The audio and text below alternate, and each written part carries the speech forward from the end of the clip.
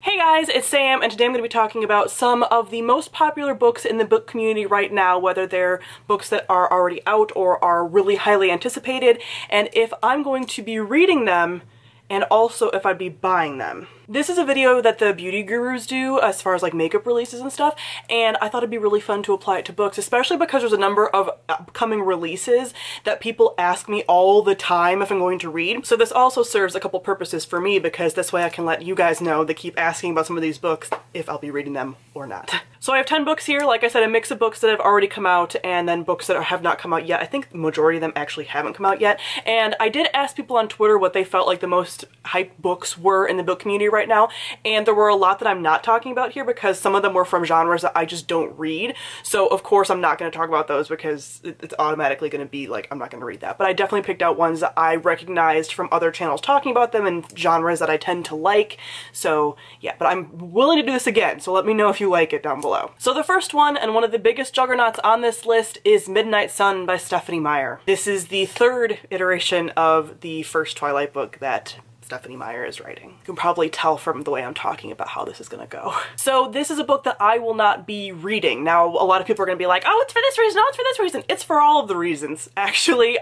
Even without a lot of the hate that Twilight gets right now, I would not be rereading them or reading this because it's the same book from Edward's perspective, and I hate books like that. I just don't like it. Like, if you're not going to make the book dual POV in the first place, I don't want a whole book of the other person's perspective later. I hate that in romance books do that sometimes. I just don't like it, so I was never going to go for this anyway. Also, I just don't have any desire to be back in the Twilight world. It was great for me back when I read them. I'm not going to sit here and say that I never loved them, because I did at one point, but I am not that person anymore. And as much as 2020 does suck, I don't really feel like going back to when these books came out either. A lot of people are like, oh, well, maybe she'll change some of the things that she made problematic. I don't think she can really do that at this point when it's going to be the same book in a different perspective. And if she did, even that would be messy, because it's like you're just gonna undo all this stuff. Like, I just don't see how it could be done. So for all of the problems that the series has that has been talked about by myself and other people very loudly all over the place, so if you have any questions about why Twilight is problematic, Google it. And then also that just the reasons that I just stated about not really wanting to go back to that time, I'm not going to be reading this. I'm not going to be buying it. I am going to be donating the dollar amount for the brand new hardcover, though, to the Quillette tribe, which is the tribe that Stephenie Meyer harmed with her representation, because they are having a fundraiser right now. So I'll link that down below if you guys are going to do that. I encourage you to do the same, especially if you're going to be buying the book.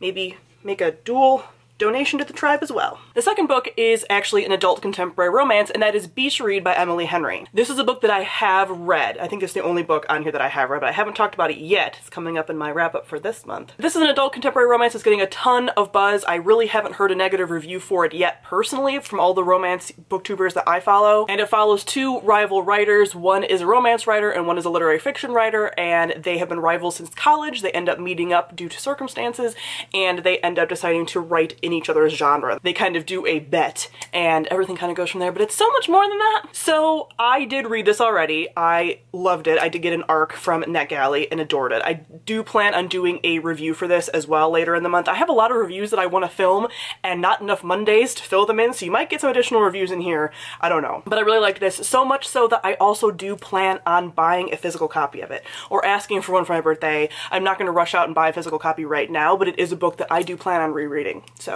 I read this and will be buying it. Then we have Cemetary Boys by Aiden Thomas, and this is a YA paranormal debut, and it follows a trans boy who accidentally summons a ghost after his really traditional Latinx family is kind of denying his gender. So this is one that I have seen everywhere, and YA paranormal is not really my genre, but I'm really intrigued by this one. So this is one that I think I could possibly read in the future, but I'm not rushing out to read it right away because it is kind of spooky. You guys know how I feel about spookiness. I don't know if I can do it. We'll see. So I kind of have to see some reviews from people who also get easily spooked, because I don't trust some of y'all. Some of y'all are like, oh, this book isn't scary, but I don't trust some of you and your opinions. So I need to talk to people that I know have a similar spook level to me, if they read it, and see how it goes. So yeah, this is one that I'm definitely intrigued by. So I think in the future, later down the line, I could read this. I probably won't buy a copy of it. Maybe, I don't know, the cover's really pretty. I probably won't buy a copy, but I can see myself getting it from the library to kind of like dip my toes in, because it's paranormal. You guys know how I feel. Then we have The Invisible Life of Addie LaRue by V.E. Schwab. This is one that I've seen around, and I've seen everyone talking about it and just buzzing about it, but I didn't really know what it was about until people commented on the tweet, and then I looked up this book. And I'm so bitter about it because Victoria Schwab's books don't jive with me all the time. Like, I'm so conflicted on all of her books because there's some books of hers that I love, like Vicious, and the very last book in the Darker Shade of Magic series, and I liked the first book in the Archived, but I didn't like and actually hated the first two books in the Darker Shade of Magic series. I hated Vengeful. And I have really mixed opinions about This Savage Song, which I liked the first one and hated the second one. So like, she's so absolutely hit or miss for me. So this synopsis sounds really cool though, because it's a girl who makes a Faustian deal with probably the devil to be immortal, pretty much. Back in like the 1700s, I think, is when this is supposed to start. What she trades for that immortality is that everyone forgets her. So you follow her throughout her life and everyone forgetting her and all this stuff. And then like 300 years later, she meets a guy and he remembers her. So I'm like, that sounds good, but Victoria Schwab's concepts always sound amazing to me, and usually are, but I don't love the execution. Also, I don't tend to love the way she writes female characters. She gets really mad when people point this out, but she writes the same archetype for female characters across the board. So, don't love what she does there. But I am hella intrigued. So, what I need to do, what my heart needs to do, is I'll probably read it, but get it from the library, is what should happen. What will likely happen, especially because of the cover, which I don't know if the cover that's out right now is the final cover. That one, like the cover that's out right now, is pretty as well, but then there could be like a final cover that's even more pretty. So I'm not gonna sit here and say that if it's not like a beautiful edition, that I'm not gonna buy it, because I could potentially like it. I don't know.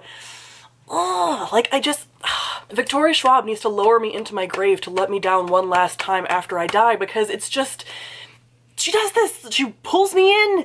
And I don't want to. Like, look, I'm so mad. I don't want to, but this just appeals to me. So I'll probably read it, and I may buy it. Then we have Rhythm of War by Brandon Sanderson, which is the 4th book in the Stormlight Archives. This is a series that I did just start a couple months ago, and I've only read book 1, and all of the books are 1,000 pages. So this is a book that I likely will not be reading right after it comes out, but I will be reading it, as long as I continue to like the series, because I liked the first book. And I will probably be buying it at some point. In my head and my heart, I kind of want to catch up with the series before book 4 comes out, so I can read book 4 with everybody and be all like excited. But I'm also like, those are big books, those are big books. And then it's like, then I have to wait a ton of time anyway until the next book comes out in the series. So I don't know. But I will be reading this and buying it, as long as the series continues to impress me and be engaging and all that. Then we have the one that people ask me constantly, and that is Crescent City by Sarah J. Maas. The first book in her newest series. I think either the series title is House of something and something, or the series title is Crescent City. I don't actually know, because people refer to it as both. But this is an adult urban fantasy, angels, demons, all this stuff. And I think that I could read this maybe eventually, but I highly, highly doubt it. So this is a book that I will not be buying. I don't think I'm gonna read it. Like, I'm definitely like, there's a 30% chance that I'll read it in the far future. Like when all of the books are out and maybe people, again, that have similar taste to me say they really like it. Because a lot of people say they really like it, but not all those people have similar taste to me. So I tread very lightly with Sarah J. Maas, because again, she just kind of disappoints me. I'm committed to continuing with the ACOTAR series. I don't read the Throne of Glass books. I'm committed to ACOTAR. I don't really want to commit to another one, and I think other authors are doing a similar thing in that genre to her, so I don't really need to get that from her.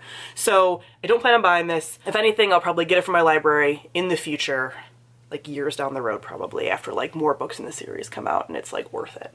Then we have Once and Future Witches by Alex E. Harrow. And this is a historical fantasy book set around the suffrage movement with witches. So witches were burned during the Salem witch trials, and in this world the Eastwood sisters make an appearance around the suffragette movement, and everything kind of seems to go from there. And I am on board. I'm definitely on board for this. This might lean more history than I necessarily will want, because Alex E. Harrow kind of does this. Her first book, The 10,000 Doors of January, leaned a little bit more historical at times than I would have necessarily wanted, but witches, man. So yeah, I definitely plan on reading this, and I do plan on buying it because the cover's pretty and it's witches. Then we have a longtime booktube darling, and that is Red, White, and Royal Blue by Casey McQuiston. This is an adult contemporary romance, and it features the son of the first female president of the United States and the son of the, like the prince, like the son of the Queen of England, obviously. And they have a rivalry turned romance. And I wanted to read this for a while. I just don't own it, and I want to own it.